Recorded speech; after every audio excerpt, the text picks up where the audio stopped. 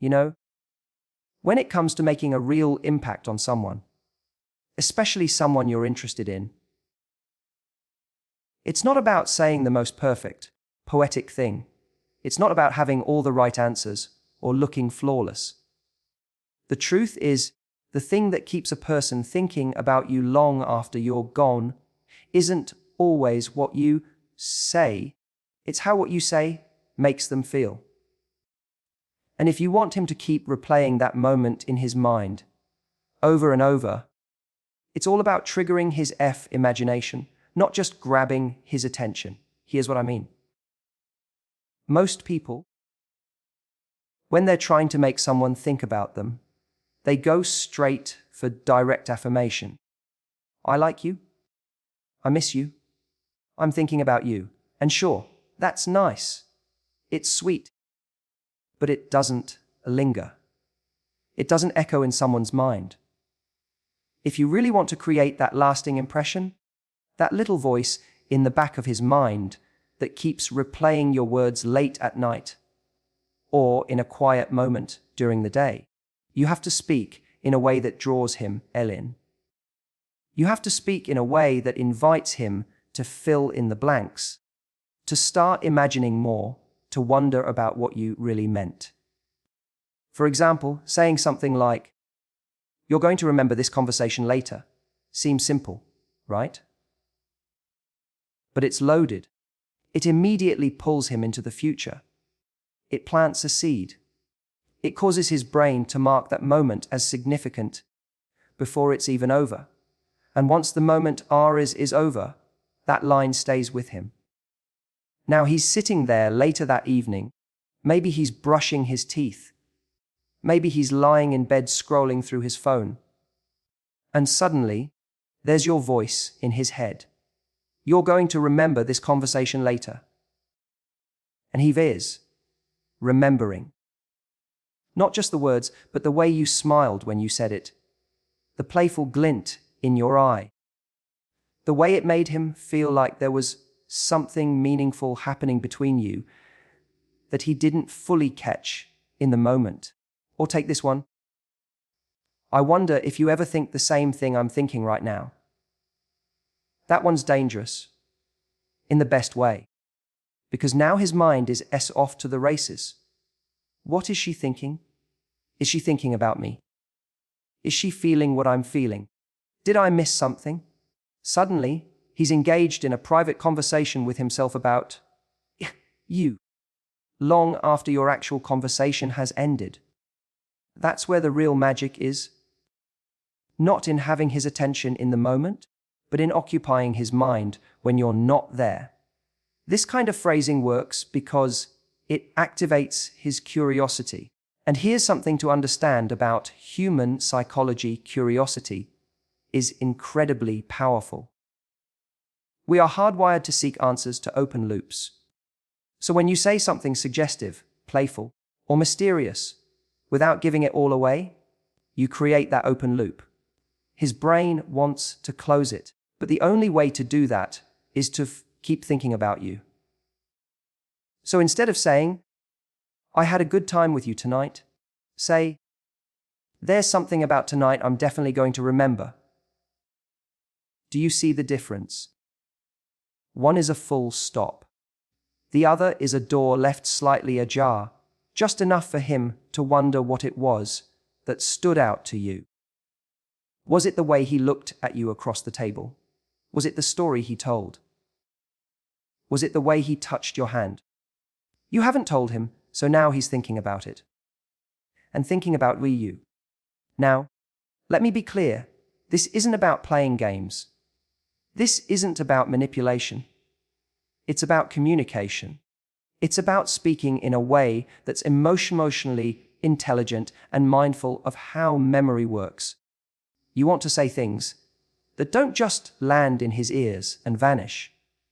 You want your words to linger in the room after you leave, to live rent-free in his thoughts because they stirred something in him. Curiosity, emotion, mystery, connection. Sometimes the most powerful thing you can say is something that isn't fully explained. Something that hints that flirts, that teases just enough for him to wonder. You don't need to overshare. You don't need to overperform. You just need to create that moment that feels a little different than all the other moments he's had with other people. A moment that makes him pause. Because when a man walks away from a conversation thinking, what did she mean by that? Why does that line keep replaying in my head? That's when you've made your mark. That's when the emotional imprint begins. And from there, he's not just thinking about the moment. You've made him think about you. And that's where it all begins. If you want to live in someone's mind long after the moment has passed, you have to understand something simple, but powerful. We are wired to remember how something felt far more than we remember what was said. And one of the most effective ways to create that lasting emotional imprint is to anchor yourself to a specific moment, one that meant something, even if just subtly to both of you. See, most people think they need to constantly say new, exciting things to keep someone engaged. But the truth is, sometimes the most powerful thing you can do is actually call back to something you've already experienced together.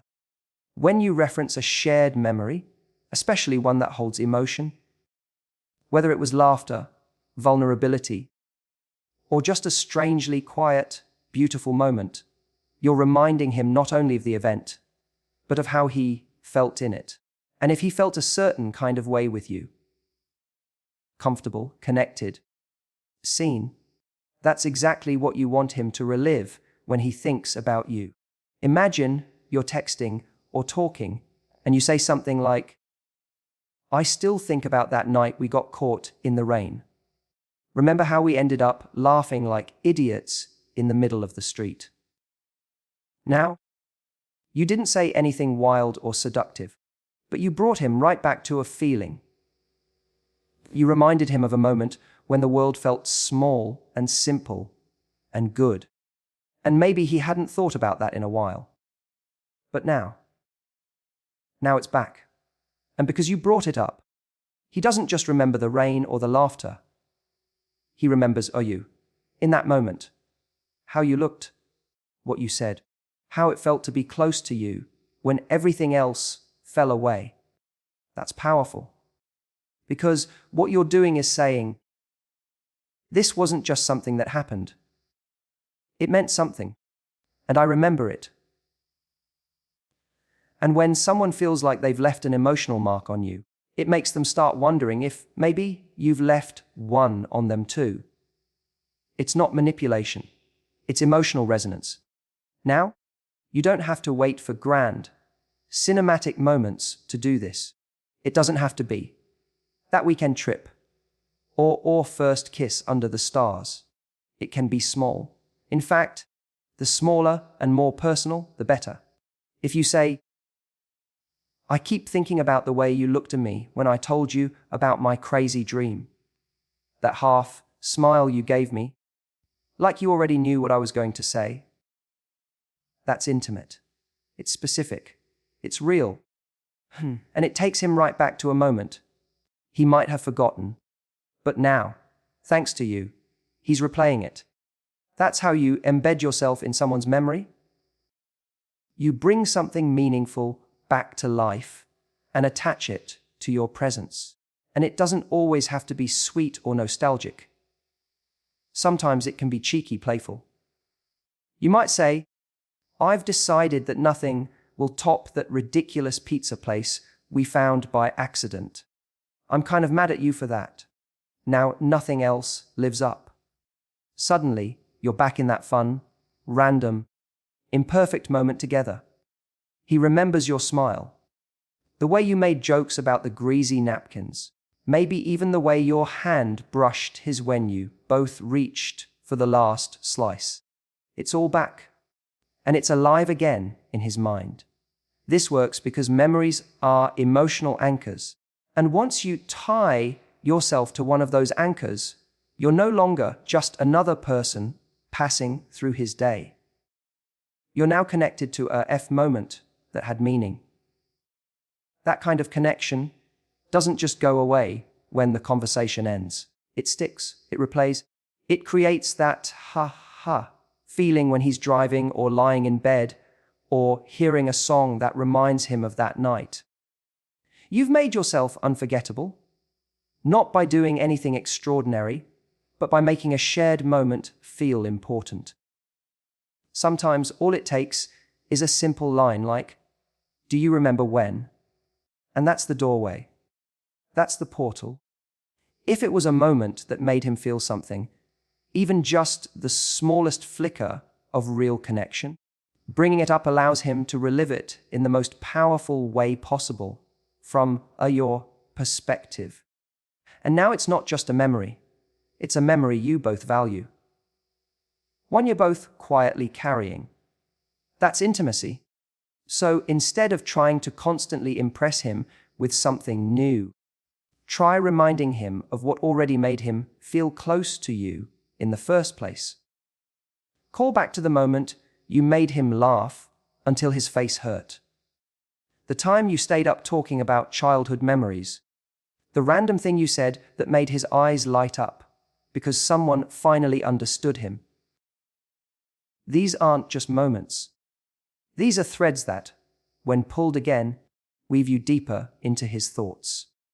Because the moment you make someone feel like a memory with you is worth revisiting, that's when they start imagining what more memories with you might feel like. Let's talk about compliments. Because believe it or not, most people get this completely wrong. We've all been told, everyone loves a compliment. And yes, that's true to a point. But if you want to say something to a man that actually makes him feel something that sticks with him, that he replays in his head later, wondering why it hit him the way it did, you can't just throw out the same generic praise he's heard a dozen times before. Saying, "You're handsome," or "You're really smart," or "I love your style," might get a polite thank you or a smile. But let's be honest, it's not the kind of thing that echoes in someone's head long after you've walked away. If anything, it floats away just as quickly as it landed. But when you give a compliment that's tied directly to how he makes you feel, now that's different. That's personal. That's powerful. Because suddenly it's not about what he is, it's about what he does to you. That's a much more emotional and memorable experience. So instead of saying, "You're so confident," say, "I always feel calm around you, like nothing can really shake you." See what that does.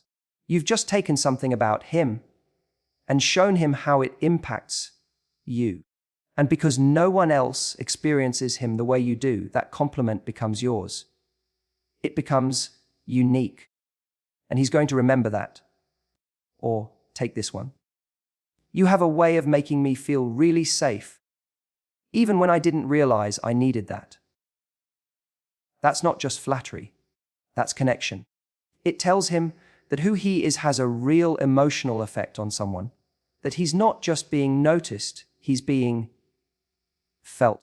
And in a world where most of us are starved for real emotional recognition, that kind of compliment is like water in the desert. The beautiful thing is, this doesn't have to be about deep, dramatic emotions either. It can be playful. It can be cheeky. You could say something like, "You're trouble in the best way. Every time I talk to you, I end up smiling like an idiot later." Now you've given him a hit of validation, but you've also let him in on the fact that he stays on your mind. That's the kind of thing someone remembers at 11 p.m. when they're lying in bed, phone in hand, thinking, "Why do I like talking to her so much?" You've just answered that question without even trying. Here's what's key. People don't fall for someone just because they look good or say the right things. They fall because of how that person makes them feel about themselves. So, when you give a man a compliment that makes him feel powerful, seen, or even a little dangerous in the best way, you're showing him that you understand something deeper about him. Something maybe even he didn't realize was having that effect on you. And look, this works especially well if you're dealing with someone who's used to surface level admiration. Maybe he's attractive. Maybe he's successful. Maybe he's used to getting attention. That's fine. But attention and admiration are not the same thing. Most of the compliments he hears probably fall into the same bucket. You're hot. You're cool. You're so good at what you do. They feel nice in the moment, but they fade fast. You want to be the one person who says something that feels like a moment of truth. Something real, something earned, something that ties back to how he makes you feel in a way no one else could describe. It doesn't have to be profound to be effective. Even saying something like, "You always make me laugh, even when I'm in a bad mood," sounds simple. But it's a specific experience that you're attributing to him. It's not just, "You're funny." It's, "You change my mood." Now you're making it about the zez effect he has on you, not just a quality he has. The beauty of this is that it builds intimacy without pressure. You're not throwing your feelings at him. You're not asking for anything. You're just saying, "Here's what I notice about you. Here's what you do to me." That kind of expression is vulnerable, but contained. It makes him feel valued without feeling overwhelmed. And more importantly, it makes you stand out from the noise. Because when you say something that makes a man think, "She sees me differently," that's when you become unforgettable. Not because you're performing. Not because you're giving compliments to get something back, but because you're offering something so rarer, honest reflection. A mirror that shows him not just who he is, but how he shows up in your world. And trust me, when someone sees you like that, you don't forget them. So next time you want to leave a mark, don't just tell him what he is. Tell him what he does to you. Let that be the line he replays. There's something incredibly powerful about vulnerability, but not in the way most people think. When I say vulnerability, I'm not talking about laying everything out on the table, pouring your heart out in some big, emotional confession. That kind of vulnerability, especially early on, can feel more like pressure than connection. What I'm talking about is subtle vulnerability. The kind that slips into the conversation naturally, like a quiet reveal, just enough to create a moment of unexpected closeness. Most of us spend our lives wearing a kind of armor. Being charming, being funny, being composed, being unbothered. Especially when it comes to someone we're attracted to, it's tempting to lead with our strongest self. We want to appear confident, effortless, in control. And that's okay. Confidence is attractive. But when that's raw we show, it keeps everything on the surface. It doesn't give the other person anything to truly connect with. Now, imagine in the middle of an otherwise light conversation, you say something like, "I don't usually open up like this, but I feel weirdly comfortable talking to you." That sentence is a game changer, not because it's dramatic or intense, but because it's real, it's unexpected. It pulls the curtain back just slightly and says, "Hey, this moment means something to me." And when someone hears that, when they realize they're seeing a version of you that not everyone gets to see, it immediately deepens the connection. It makes them pay attention. What you're really doing in that moment is inviting them to take off their armor, too. You're creating a space where something more honest can happen. A space where it's not about posturing or impressing each other. It's about actually being with each other. And that doesn't require some big dramatic story. It could be something as simple as, I'm not usually great at this kind of conversation, but with you it feels easier than I expected. That's it. That's all it takes. You'd be amazed how often people remember those moments, not because they were long or intense, but because they felt real. And in a world where so much of dating can feel like performance, realness is rare. It makes people lean in. It makes them think, who is this person who's willing to show me something soft? Something human. Here's the secret. When you express a little vulnerability, you don't come across as weak. You come across as trusting. You're signaling, I feel safe enough with you to show you this part of me. And that, for someone who's emotionally available, is magnetic. It makes them want to protect that softness. It makes them want to keep showing up for it. Sometimes it's just about naming something as it's happening. You might say, I didn't expect to enjoy this conversation as much as I am. Or, you're easier to talk to than I thought you'd be. These little lines seem small, but they carry weight because they're unguarded. They let the other person know that your experience of them is affecting you, even if only a little. And people remember how they make others feel. If someone walks away from a conversation thinking, wow, she let me see something real, that sticks with them. It's also incredibly attractive to show that you're strong enough to be a little unsure. That might sound contradictory, but it's not. We all have our moments of self-doubt, of hesitation, of feeling like we're out of our depth. But when someone owns that in a quiet, self-aware way, it actually shows tremendous confidence. Think about it. Anyone can puff up their chest and pretend they've got it all together. But the person who can smile and say, this is a little scary for me, but I'm going with it. That person has real presence. That kind of honesty draws people in. It makes them feel like they're not just getting the polished version of you, they're getting their view. And that's what stays with someone. That's what they think about later. Not the perfect joke you told, or how great you looked. It's that moment where they caught a glimpse of something unfiltered. Something honest. That's the moment they replay when they're lying in bed, wondering what it is about you they can't shake. You don't have to do this all the time. In fact, it's the contrast that makes it work. When you show you're composed, playful, confident, and capable of those rare flashes of vulnerability, that's when the emotional charge kicks in. That's when it feels like, oh, this is different. She's not like everyone else.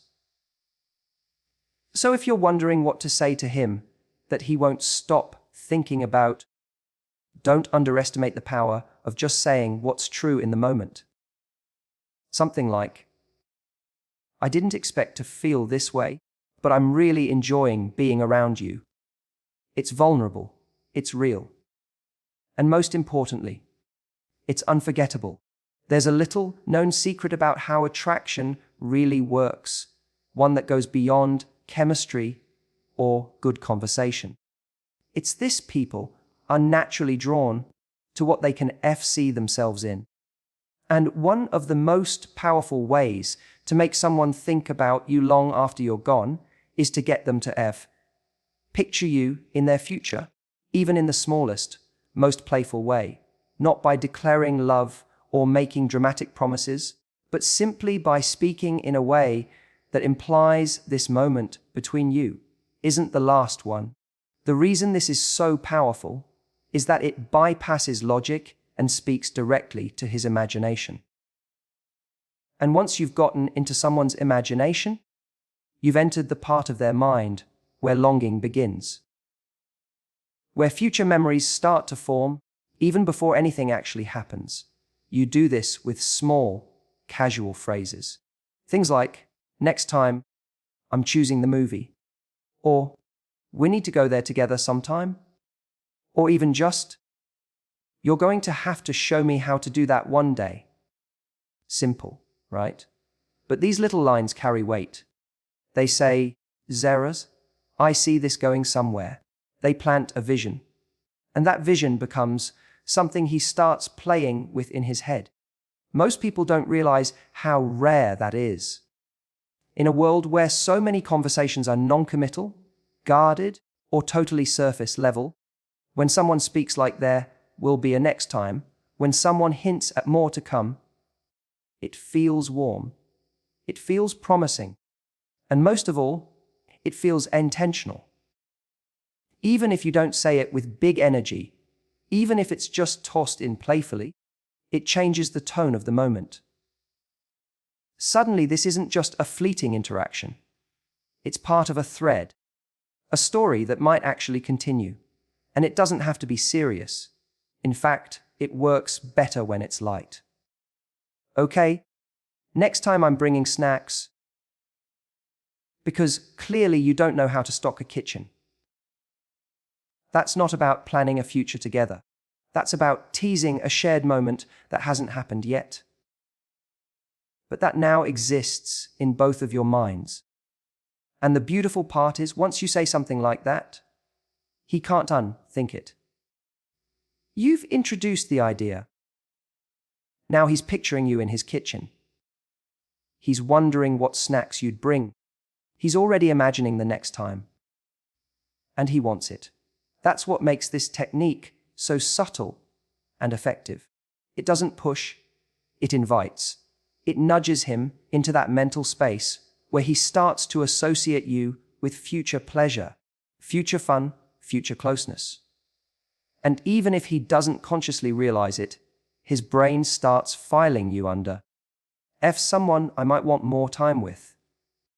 But this works especially well when the vibe between you is already good. Maybe there's been some flirting, some laughs, a few moments that felt a little charged. And instead of putting pressure on it or demanding clarity, you just say something like, you know what? Next time, you're telling me more of that story. I feel like you were holding out. It's playful, but it's also a little challenge. It's suggesting continuity, suggesting that you expect this won't be the last time you're talking. And in doing that, you start building something, a sense of momentum, of unfolding. And when a guy starts to feel that with you, he starts to think about you, not just in terms of who you are now, but who you might be to him later. Not because you forced that thought, but because you gave it room to exist. You let him picture it without pressure. That's where real emotional stickiness comes from. Not big statements, just small, repeated moments of, there's more here. You can even do this in text. If he tells you something cool or random, you might say, save that story for next time. I want to hear it in person. Now he's not just thinking about what you said, he's imagining you sitting across from him again. Maybe you're both holding drinks. Maybe it's a second or third date. You've just turned a moment of connection into a vision. That's the magic. You're not trying to sell him on the idea of us. You're not jumping ahead. You're just gently steering the energy forward, allowing his mind to do the rest. And what's powerful is that people don't usually do this. Most conversations either stay fixed in the now or drift into meaningless hypotheticals. But when you speak like the connection you're building is part of something that might grow, without making it heavy, you become the person he can't stop picturing in little glimpses of the future. It's easy to underestimate how deeply that can land. But once a guy starts imagining more moments with you, even unconsciously, The space you occupy in his mind expands. And from there, all it takes is a few more of those moments before you're not just someone he enjoyed talking to. You're someone he's already picturing next to him. That's when he starts missing you before the next time even happens. You know what most people don't realize? It's not always what you say that makes someone think about you. It's how you leave them feeling when the conversation ends. And one of the most effective ways to make a lasting impression, to truly stick in someone's mind, is to not wrap everything up so neatly. Don't give them closure. Don't give them a full stop. Instead, leave them with something a little unfinished. Something they can't quite put their finger on. We're all used to conversations that follow a script. Small talk, a few laughs, maybe some shared opinions, and then it ends politely. But those conversations, they fade, because they're complete. They don't leave us with any lingering curiosity, no puzzle to solve, no thread to tug on later when we're lying in bed thinking, what exactly did she mean by that? Now, imagine this. You're talking to him. The connection is good. There's chemistry in the air. But instead of closing the moment with something final, like, that was fun, talk soon, you smile and say, there's something I've been meaning to tell you, but maybe I'll save it for next time. That one line, that's going to echo. Because now you've created tension. A delicious kind of uncertainty. He knows there's something more, but you didn't give it to him. And human nature is wired to seek resolution. We want to close loops. So now, even if he doesn't realize it, his brain keeps circling back, wondering what it was you were going to say. This isn't about being manipulative. It's about creating moments that matter. It's about making a conversation feel like there's something beneath the surface, something worth returning to. Because when people feel like there's more to discover about you, more to understand or explore, that's when you become truly memorable. Not because you gave them everything, but because you didn't. You don't have to be mysterious in some over-the-top, dramatic way either. You just have to hold something back, intentionally.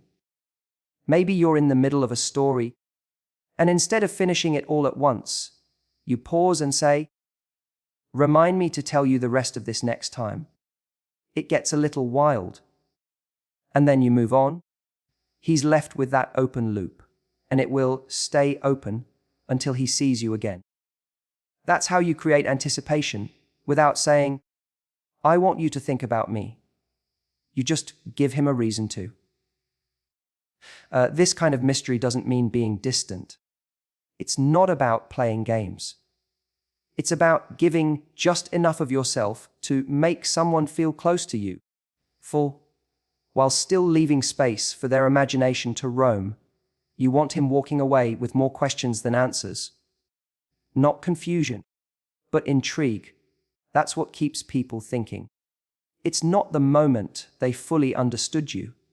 It's the moment they've almost did. That's what hooks them. And here's the interesting part. People don't obsess over what they already have. They obsess over what they almost have. The almost moment is what sticks. When you give someone just a glimpse of your deeper thoughts, your desires, your stories, but you don't hand it all over at once, it builds tension. It creates this feeling of, there's something about her I haven't figured out yet. And that's powerful. Because now, you're not just a memory, you're a mystery. You're a question mark. And question marks linger. Think about the last time someone said something to you that left you hanging just slightly. Something that caught you off guard, made you curious. Chances are, you thought about it more than anything else they said. That's the human brain trying to solve something. And if you can be the person who speaks in a way that invites curiosity, not confusion, but curiosity, you'll live in someone's mind without even trying. And look, you can even use this at the end of a great night. Instead of saying, "I had a great time," which is nice but forgettable, say something like, "I'm not even sure what my favorite part of tonight was, but I'll let you know when I figure it out." Now you've created two things: mystery and an excuse to talk again. You haven't closed the door, you've left it ajar. And that subtle shift makes all the difference. Because now, when he walks away, he's not done thinking about you. He can't be. You haven't let the moment end. You've left it hanging, like a favorite song that faded out before the last note. This is the kind of impression that doesn't shout. It whispers. But that whisper stays with him. It lingers in the silence of the day, in the pause between texts, in the moments he's not sure why he's still thinking about you. It's because you didn't give him everything. You gave him just enough to want more. And that's exactly the point.